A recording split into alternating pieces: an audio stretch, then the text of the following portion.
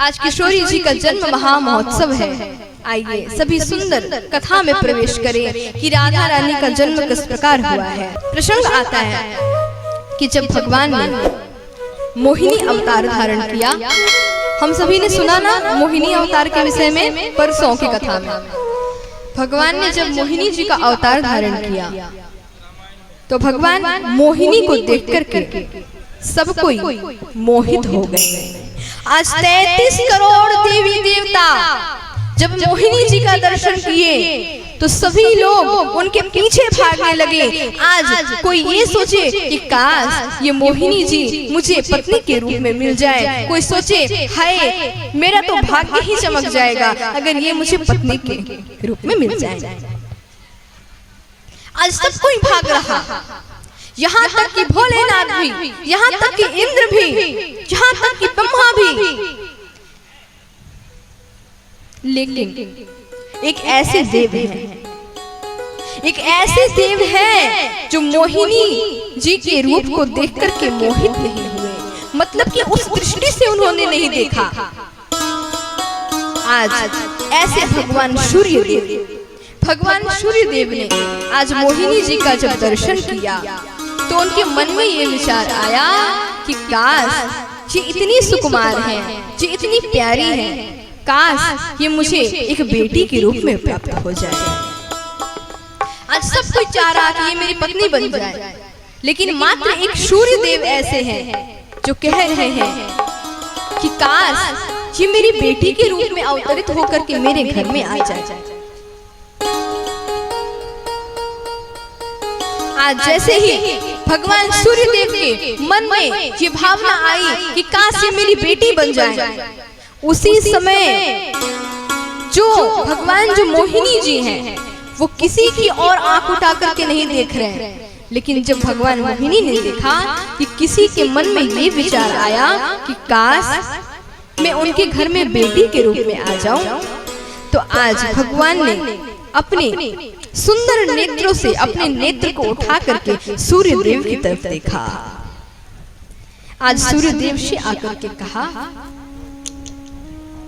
क्या आप सच में चाहते हैं कि मैं आपके घर में आपकी बेटी बन करके आऊं? सूर्य देव ने कहा, हाँ, भले यहाँ पर लोग कुछ भी सोचे, लेकिन मैंने जब आपको एक नजर ही देखा, मैंने उस समय ही अपने मन में ये सोचा कि कितना मेरा भाग्य होता कि आपके जैसी सुकुमारी, आपके जैसी प्यारी बेटी मेरे घर में आ जाती। भगवान कहते हैं सूर्यदेव देखिए, हम पुत्र के रूप में प्राप्त होते हैं, ये थोड़ा सरल है।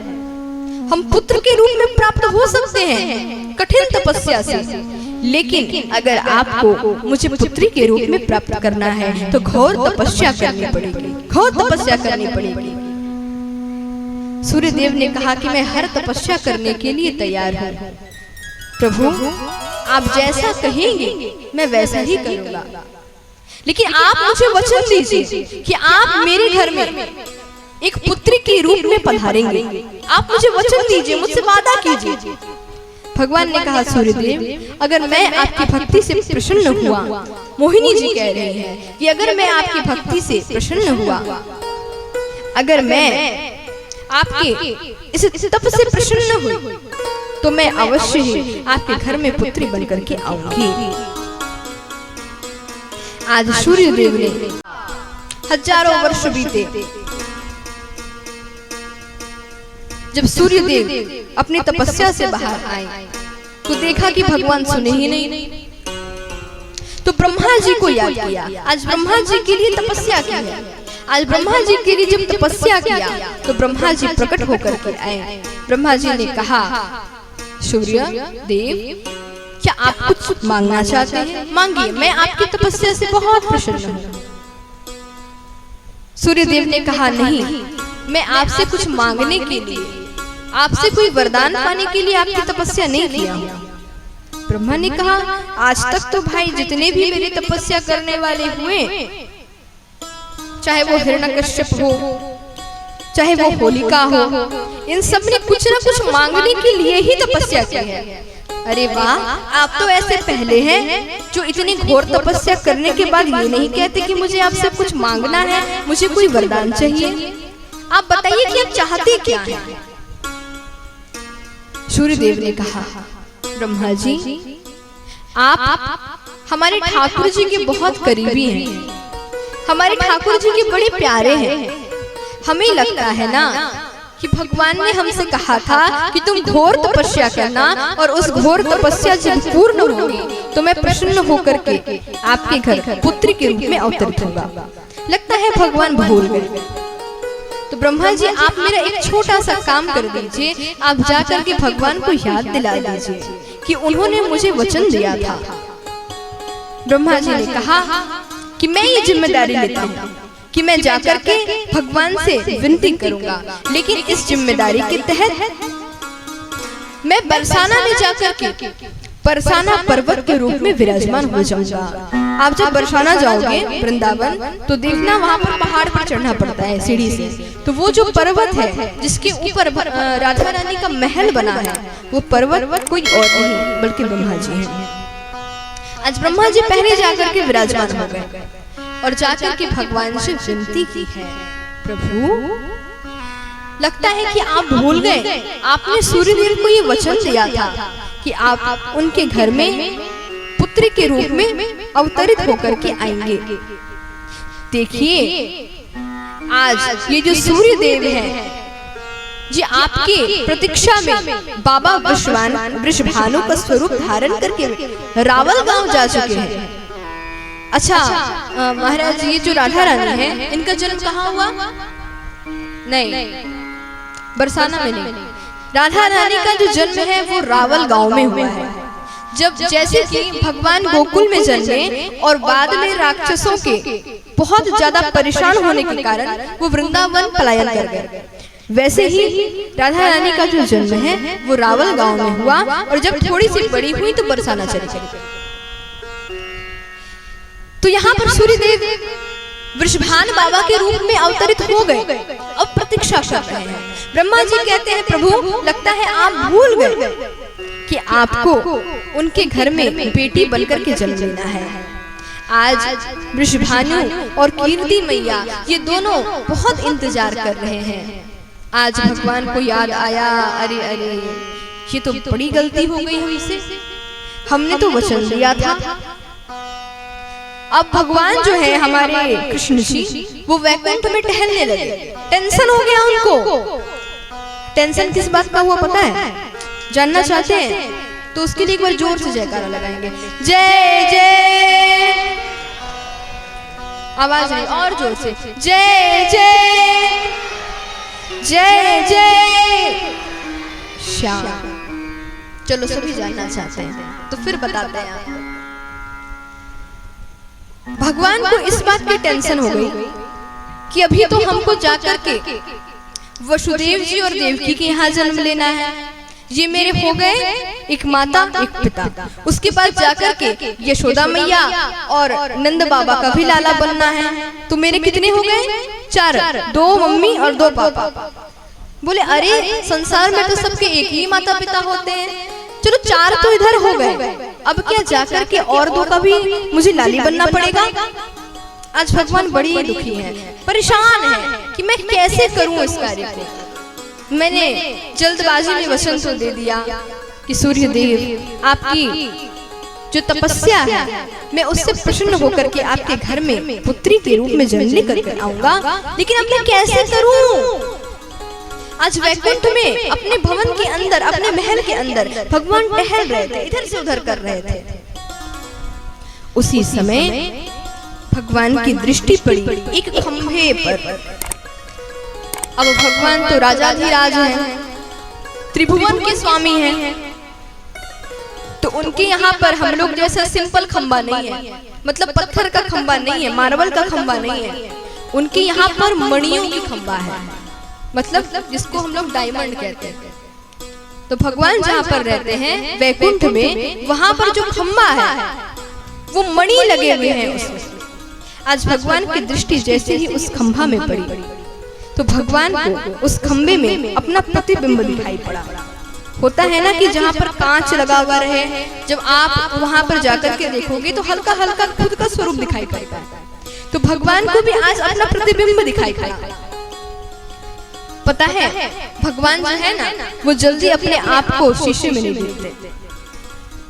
भगवान को स्वयं को देखना बहुत प्रिय लगता है। कब देखते हैं? जब भगवान का सुबह में मंगला आरती होता है तो भगवान को शीशा दिखाया जाता है। उस समय बड़े इतराते हैं ठाकुर जी कि हाय देखो मैं कितना सुंदर लगता हूँ देखने में। आज बहुत समय बाद ठाकुर जी ने अपना स्वरूप देखा, देखे तो अपने प्रतिबिंब को देखते ही रह गए। उसी समय भगवान के मन में ये विचार आया कि मैं इतना सुंदर हूँ, अगर मैं एक नारी का रूप धारण कर लिया तो मैं कितना सुंदर हो जाऊंगा। भगवान कृष्ण ने उस समय क्या किया, भगवान नारायण ने उस समय क्या किया। आज लक्ष्मी जी का जितना भी सामग्री है सजने संवरने का, सब महाराज पूरी पोटली उठा करके ले गए और उस खंबे में देखे और देख करके कभी अपनी आंखों में काजल लगाए, कभी उस प्रतिबिंब पर लाली लगाए। और आज तैयार जब हुए उसी समय लक्ष्मी जी का एक बड़ा ही सुंदर चुनरी है। आज उस चुनरी को जैसे ही मुकुट उतार करके उस चुनरी को अपने शीश पर धारण किया, आज ठाकुर जी जैसे ही उस खंबे की ओर देखे, आज हजारों सूर्य और चंद्रमा उस खंबे से प्रकट हो गया। इतना प्रकाश, इतनी रोशनी कि भगवान की आंखें बंद हो गई। आज भगवान देख नहीं पा रहे अपने सुंदर स्वरूप को। आज किसी प्रकार थोड़ा थोड़ा सा आंख खोल करके जब उस स्वरूप को देखा तो पाया कि उस प्रतिबिंब से हमारे किशोरी श्री राधा रानी का प्राकट्य हुआ है। बोलिए किशोरी जी सरकार की जय हो। भगवान ने कहा कि अब आपको जाकर वृषभान जी के यहाँ पे लाली के रूप में अवतरित होना है। भगवान जो हमारे कृष्ण हैं और उनकी जो ठकुरानी है हमारी राधा रानी। आजकल के जो लोग हैं वो लोग कहते हैं, अंग्रेजी में कहते हैं, अभी हम इसका हिंदी भी बताएंगे, कि they are like some love birds. मतलब राधा कृष्ण जो है ये केवल और केवल एक प्रेमी है और एक प्रेमिका है। ये सोचना बहुत बड़ा अपराध है। भगवान श्री कृष्ण जो है वो राधा रानी को इतना मानते हैं क्योंकि भगवान कृष्ण की ठकुरानी है राधिका रानी।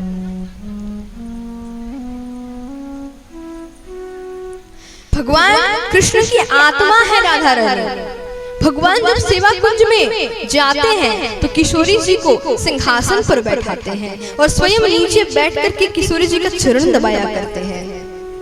तो इस दृष्टि से आज के युवा जो ये कहते हैं कि राधा रानी तो केवल भगवान की एक प्रेमिका है, भगवान कृष्ण तो राधा रानी के प्रेमी हैं, ये सोचना भी घोर अपराध है।